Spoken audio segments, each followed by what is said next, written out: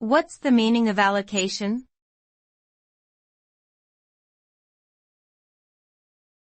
Allocation.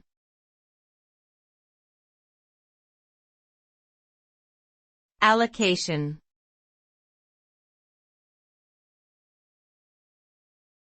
Allocation.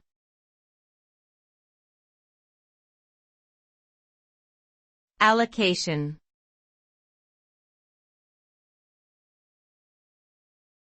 Allocation.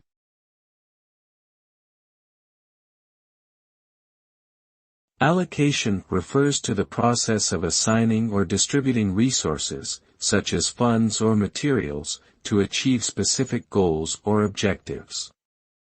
It involves identifying the needs of different departments or individuals and allocating resources accordingly in order to optimize efficiency and productivity. Effective allocation can help organizations to better manage their resources and allocate them in a way that maximizes benefits and minimizes waste.